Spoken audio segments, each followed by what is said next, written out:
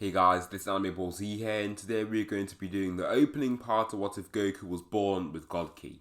I'm sorry bringing the What If Goku was raised by the heaters to an abrupt end, but what I realised was that the script was very open-ended and it was very hard for me to form a sophisticated plot. I might do that What If again if you guys like it, but do expect many random scenarios and events to take place since the What If is so open-ended. There's nothing much else I want to say in the intro, so without further ado, let's get into the video. Winter time, all the time, ooh, yeah. Look at the way that I move, swag, disrespectful and I'm rude, okay. I had cocaine in the school. I went back to my community post asking for what ifs and decided to choose another of one of your suggestions. I've seen this what if done a few times and now I feel that I should give it a go. Firstly, I will give some insight into his powers. To start off, Goku won't be born with just God Ki, but be able to enter into this state. Initially, this will only be done through rage and instinct. The first time that Goku is able to use God Ki is when he kills Grandpa Gohan under the full moon. Of course, this means that he isn't aware of it. During his transformation, his fur turns red and greatly amplifies his strength. So much so that he basically flattens the area around his house and it confuses him the day after. He just assumes that it was the monster that killed Grandpa Gohan, which is kind of true. He doesn't encounter his power again all the way up until his fight against Jackie Chun. This time, before he looks at the moon accidentally, his options are basically non-existent and he is about to lose. However, he gets desperate and his hair turns red as he enters into his Super Saiyan God form. His aura is fiery and he feels like a feather from his heavily amplified strength. Now, we have no idea what the multiplier for Super Saiyan God is, but I'm pretty sure that it just makes him super strong. What I know for a fact is that it makes him stronger than Master Roshi. Jackie Chun runs towards him and punches him in his buff form, making him not even budge. Goku, not even really noticing that he is in the form, punches Jackie Chun back and throws him out of the stadium entirely, nearly killing him. Goku doesn't do this intentionally, but he just doesn't know how strong he actually is in this form, since he's never actually used it in his memory. The shockwave from his punch is like a supersonic jet, and the shockwave is quite literally visible. The people in the stands can literally see the air vibrating and the incredibly loud sound from the impact. This gives Goku the easy win without him even having to turn into a Nuzaru. This boy's energy depleted as soon as he entered that form. Maybe there's some mystical energy that this boy's capable of using, he thinks as he loses the match. After this, Master Roshi decides to train Goku to use this form since it is so powerful. After some time, he is able to use Super Saiyan God in training and battles at will. However, it takes quite a bit of effort for him to do so. For the King Piccolo saga, after destroying Tien in his 22nd Tenkaichi Budokai, Goku goes alone to get his stuff that he left at the tournament. It's just much safer for him to go, because if there is a villain there, there's an almost 100% chance that he will be able to defeat such a villain. He is then met by Tambourine, being completely fearless. I will give Goku a higher power level of 250 after trying harder in battle to try and utilise his Super Saiyan God form. As soon as he sees Tambourine, they clash and fall into a heated battle. Goku's power is still higher than Tambourine's right now, so he just gets heavily injured and destroyed, even though he isn't even in the Super Saiyan God form yet. On his last leg, Goku powers up into his Super Saiyan God form and his aura starts destroying the building around him. Goku launches his Kamehameha wave and he shoots to blast out of the building through a door and through Tambourine to launch him into the air. Master Roshi, seeing the energy blast in the sky, gets a bit concerned but just leaves it at that since he knows that Goku has it in the bag. This then means that Goku doesn't go on to follow after Tambourine and also that he doesn't end up meeting Yajirobe. However, Yajirobe is still able to take down Drum on his own. King Piccolo, hearing of these children dying, lands down on the Kame house himself since that is where Goku is. "So it's you, King Piccolo," Goku says with anger. "Yes, you killed my children, but you won't kill me," King Piccolo shouts before advancing towards Goku. The young Saiyan then screams and ascends into Super Saiyan God, reaching his true and ultimate state. He then zooms right at King Piccolo and appears behind him with ease, kicking him in his back with amazing power. This slams him into the ground and breaks it, surprising King Piccolo himself with this power. "I held back with that kick a lot. If I hit you with my full power, you would die," Goku says confidently, walking towards his opponent. "You're bluffing," King Piccolo says, holding his back in pain. Goku then almost teleports forward with his speed and kicks King Piccolo into the air, raising his hand to shoot a ki blast. Goku, knowing that this person most likely won't be a threat to him, lets him live. In his head, there's maybe a chance that this Piccolo offspring could actually turn good throughout his lifetime. 3 years pass and Goku's power level raises very high. Kami catches notice of him as basically the world's hero. Seeing that he is so strong, Kami proposes him the role as the Kami of the world, but Goku refuses prom. This is because the lifestyle of just looking over the lookout seems quite unattractive to him. Since he's a Saiyan, he'd much rather have a battle-heavy life. This time, with Super Saiyan God, he is able to stay in the hyperbolic time chamber much longer. He is able to last a whole year, and therefore his power level is able to reach much higher to 500.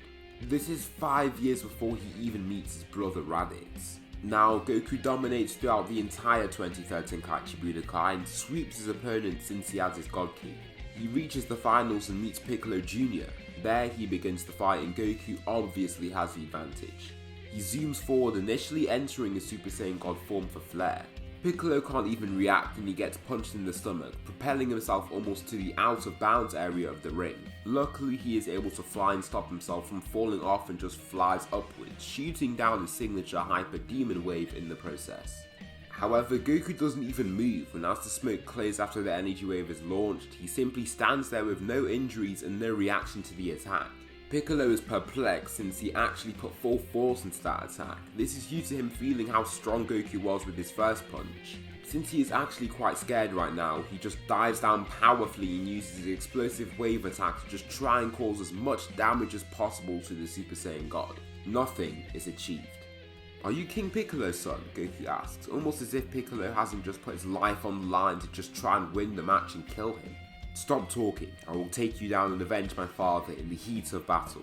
King Piccolo throws his fair share of strikes and Goku literally doesn't move at all. "Will you?" Piccolo, hearing this, is beyond scared. What he sees is his life actually getting taken from him. Goku, the calm and powerful warrior right now, sees this and continues to talk. "I can't spare your life. I love a good fight anyway. I don't have to kill you. You can turn your ways and live out your life, or I can be forced to kill you now." Piccolo grunts quietly and steps back in fear. The Namekian takes time to actually contemplate this. At the end of the day, his literal life is at stake and he knows this from the powers that have been shown. He remembers the power of the Super Saiyan God from his past life, if you will, when he was living as King Piccolo, so when he transformed into this form, fear struck throughout his entire body. Every attack he has thrown has caused absolutely no damage, and every attack that he has thrown has been at his full power. Therefore, he knows that this Goku is far above his level. He doesn't even say a word and just turns in humiliation, stepping on the grass and flying out into the sky at full speed. There you have it, the red-headed fighting warrior, the monkey boy we know and have loved for years now. A three-peat for the boy, now a man. Give it up for Goku from the Turtle Hermit School.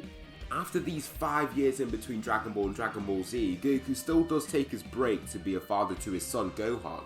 At the end of the day, he has never even seen or heard of someone stronger than him. He still does do some training throughout the years in his base form to try and make his God form even stronger. He motivates himself through the training by saying that there could be a foe that he might not just be able to use the Super Saiyan God form to defeat. His strong desire to protect those close to him keeps him going, and rightfully so, as he isn't the strongest person out there and he's nowhere near that. Raditz arrives on the planet and the entire commotion at Kame House occurs. Raditz, urging Goku to finish his mission of killing the humans on the planet, reads his power level. A power level of 624. Terrible, Kakarot. If you don't comply, I will kill your son, Raditz declares. Everyone step back. His fiery aura appears and his hair switches to a scarlet red, also making him far more powerful. A power level of 0? How are you even alive right now, Kakarot? Why are you trying to fight me like that? You're a weakling, Raditz claims. One punch with the sound of an explosive whiplash launches Raditz into the air with a shattered jaw and broken scouter. "Leave my planet and you can live," Goku projects across the waters, making Raditz even more intimidated. His quivering brother decides to comply and fly away. As he flies away, he is completely confused with how Vegeta and Nappa will treat him once they realize that he has just fled the entire planet with no success. Now a skip forward, Raditz is berated for his encounter and beaten to a pulp by his higher-ups. It makes his rage grow even more and makes him think of retaliating, but of course there is no chance of him doing that. It does make him contemplate on methods to confront him and beat him. Vegeta and Nappa touch down on Earth, and Piccolo is the first to face them. Nappa stands against Piccolo, and Piccolo feels quite scared as Nappa just begins randomly smiling and laughing at him. His power level is 500, waste him, Vegeta commands, flying off into the distance to try and find the mysterious and powerful Dragon Balls. Special Beam Cannon, Piccolo roars, shooting his new attack directly at the burly Saiyan. Unluckily, the beam isn't able to penetrate his skin and only leaves a black bruise, making Nappa irritated. He opens his large mouth and launches a mouth energy wave that heavily injures Piccolo, nearly killing him. "Who are you?" Piccolo mutters with blood pouring out his mouth. "We are Saiyans, and we've come here to hijack your little planet," Nappa shouts before throwing a ki blast towards the Namekian to finally kill him. Upon the lookout, Kami feels a pain in his chest before he stumbles and dies. "Kami!" Mr. Popo shouts before looking out into the clouds below. Back down on Earth, Vegeta flies right towards Krillin, who is just in the city. "A higher power level of 200. Can you feel free to tell me where the Dragon Balls are?" Vegeta asks politely. Krillin gets a bit scared and uncompliant. "What are those?" Krillin asks, falsely claiming he doesn't know what they are. "Your power level is way higher than everyone else's. If there's anyone that knows, it's you," Vegeta shouts, getting angry. Krillin, scared and concerned, uses his solar flare, then chucks out a destructor disc to cut open part of Vegeta's arm and his tail. Vegeta roars in pain, dropping to the ground before flying right after Krillin in rage. He is able to catch up in less than a second, and he dodges the second destructor disc with an acrobatic front flip. Finally, he grabs onto Krillin's leg and kicks him so hard in his chest that some of his ribs stab into his lungs. He then launches a one-hand energy wave to kill him. Goku, just chilling with his family, senses this decrease in energy and also the large battle power in the distance. While eating on the table, he just gets up and flies right out of the front door, accelerating himself with his Super Saiyan God form. In a split second, he is right in front of Vegeta with his red hair and glowing aura. "Is this the Super Saiyan of legend? No, his power level is 0, just like Raditz said," Vegeta realizes, confused at the reading. Goku then looks down and sees Krillin's dead body and the masses of humans running for their lives. "You killed Krillin? What, Kakarot? Why would you care for some lowly human?" Vegeta asks, bewildered. "He wasn't a lowly human, he was my best friend," Goku screams, making his aura even more violent and powerful. His aura briefly switches to a sky blue colour and his power increases tremendously. The rage of his dead friend builds in his body, and unlike canon, this is the first time that he has died. He could get him back with the Dragon Balls, but he isn't thinking about that right now. All he is thinking about is taking down the man that is in front of him. His muscles enlarge and momentarily his pupils disappear. His aura switches to blue and his hair stands on end as he ascends into Super Saiyan Blue. "What is this? His power level is still 0. This scouter has never been wrong. I'll just waste him now." Vegeta launches his most powerful ki blast directly at the Saiyan, but nothing happens. Nothing at all. Vegeta looks back at his palm, then at the Saiyan, upon seeing him with no injuries whatsoever.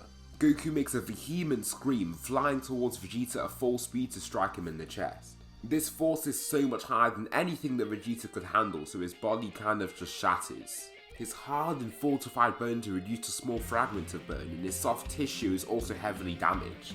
Nappa, seeing Vegeta's power level drop immediately, makes him skeptic and also scared. How could Vegeta have been knocked out by anyone on this planet? Is this Goku?